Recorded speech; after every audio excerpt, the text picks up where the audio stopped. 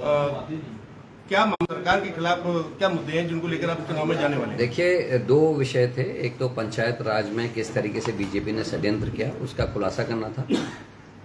पंचायत राज act के धारा 9 की उपधारा 6 का उल्लंघन हो रहा है प्रदेश में, और कोई भी चुनाव अधिकारी स्पष्ट नहीं बता रहा है कि चुनाव जिनके नाम दो जगह हैं वो चुनाव लड़ सकते हैं या नहीं लड़ सकते, जबकि 2019 में दिसंबर में जो कानून बना था उसके आधार पे जिनके दो जगह नाम है वो चुनाव नहीं लड़ सकते। दूसरा, बीजेपी ने षड्यंत्र करके प्रशासक बैठाए 6 महीने के लिए, ताकि जो निकाय चुनाव है उसमें और पंचायत चुनाव में 6 महीने से ज्यादा का डिफरेंस हो जाए और वो शहरी वोटरों को गाँव में ले जाके उनसे वोट ले सके, या गाँव के वोटरों को उन्होंने जो शहर में डाला था निकाय चुनाव में लाभ के लिए उनको वापस ले जाया जा सके। तो ये एक विषय था। दूसरा, संदीप चीमा जी की जो सीट है उस पर पार्टी में एक राय नहीं बन पा रही थी, और क्योंकि संदीप भाई 2014 से लेकर 19 तक पार्टी के जिला उपाध्यक्ष भी रहे, मतलब जिला पंचायत के उपाध्यक्ष के बड़े पद पर बैठे, जबकि उनके पास पूरा समर्थन था। वो चाहते तो जिला अध्यक्ष बन सकते, जिला पंचायत अध्यक्ष बन सकते थे, लेकिन पार्टी के हित में उस समय उन्होंने निर्णय किया। 19 से लेकर अभी तक उनकी पत्नी जो है जिला पंचायत सदस्य रही हैं, बहुत मजबूत व्यक्ति हैं और पार्टी के वरिष्ठ कैडर में से उनका नाम आता है। और उनसे मैंने रिक्वेस्ट की कि भाई ऐसी ऐसी परेशानी आ रही है, हम क्या करें। तो उन्होंने सहर्ष जो है ये स्वीकार किया कि मैं अपना नाम वापस लूंगा और मैं कांग्रेस के साथ खड़ा, कांग्रेस को किसी परेशानी में नहीं डालूंगा। मैं उनका आभारी हूँ। दुखी मन से आज मैं उनसे रिक्वेस्ट की मैंने कि भाई आप नाम वापस लेंगे क्या, तो उन्होंने पार्टी हित में निर्णय किया। आने वाले समय में उनका भविष्य उज्जवल होगा, इस बात की हम गारंटी दे रहे हैं, और वो आगे बढ़ेंगे और पार्टी को जैसे अभी तक मजबूत करते रहे वैसा करेंगे। लेकिन पार्टी के हित में जो त्याग आज संदीप चीमा जी ने किया है उसके लिए हम उनके आभारी हैं। तीसरी बात थी कि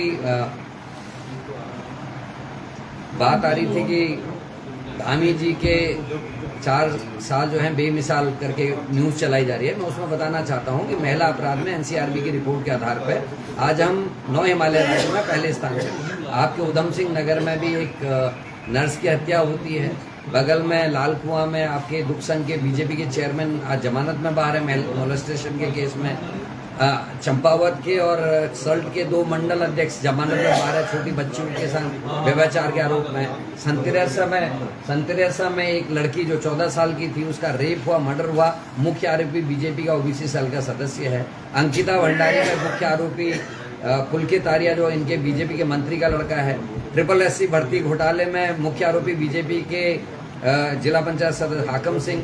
पटवारी पेपर लीक में मुख्य आरोपी बीजेपी के मंगलौर के मंडल अध्यक्ष पटवारी पेपर लीक में, और तमाम किस्म के व्यभिचार यहाँ हुए हैं। उसके अलावा आप देखिए खनन माफिया हावी है, जिसके विरोध में खुद इनके पूर्व मुख्यमंत्री और वर्तमान में हरिद्वार के सांसद त्रिवेंद्र रावत ने मामला 2 बार लोकसभा में उठाया। मात्र सदन ने 2 बार चिट्ठी लिखी है। उसके अलावा यहाँ यूपी की पुलिस की गोलाबारी में एक पंचायत प्रतिनिधि की पत्नी मर जाती है। हरिद्वार में आतंकवादी पनाह लिए रहते हैं, उसको यूपी की STF पकड़ती और उत्तराखंड की पुलिस को पता तक नहीं चलता।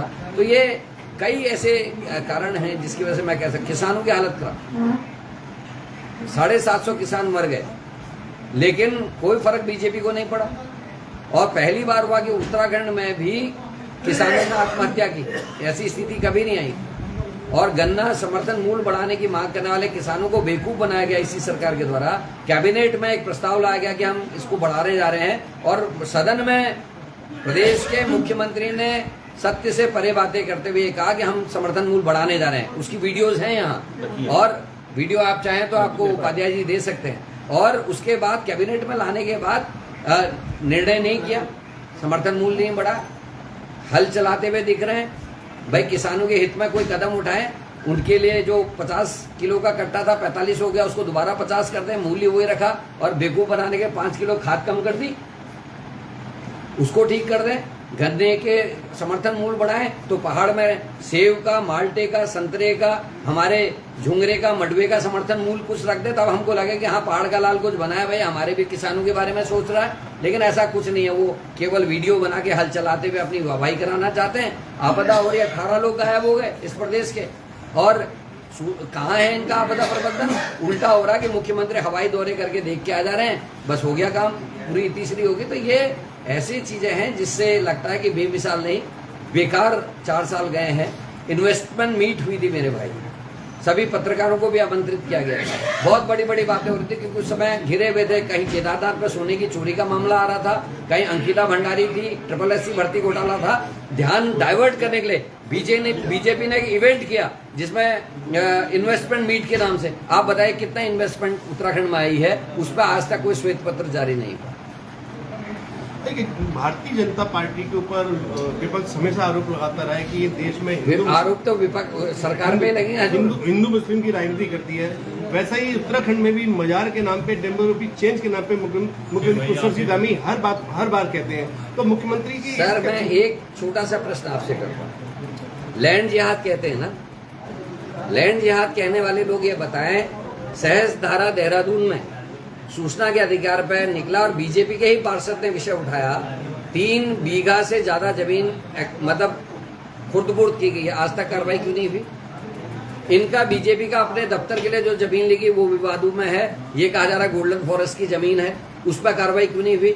आप 4x6 की मजार तोड़ के एक कम्युनिटी को ये शो कर रहे हो कि हम मुस्लिम के विरोध, जबकि वो सूफी है, उसका मस्जिद से कोई लेना देना नहीं मजार का, और 4x6 की मजार तोड़ के बड़ा वाहवाही लूट रहे हैं। और जो एकड़ों में, हेक्टेयर्स में जो जमीनें कब्जे में हैं सरकारी, उनमें कार्रवाई क्यों नहीं हो रही? मलिन बस्तियां तोड़ने की तैयारी कर रहे हैं, लेकिन जो धन्ना सेठों के बड़े बड़े रिजॉर्ट्स बने नदियों के किनारे या और चीजें, उस पर कार्रवाई क्यों नहीं हो रही? तो ये हमारे प्रश्न है। और धामी और उसकी सरकार, उसका जो पार्टी है, वो जानबूझकर हिंदू मुसलमान का नैरेटिव सेट करा, क्योंकि वो जानते हैं कि हमारे पुण्यागिरी से लेकर, गर्जिया से लेकर, हमारे मणिमाई से लेकर बहुत सारे मंदिर और मठ ऐसे हैं जो जंगल में हैं।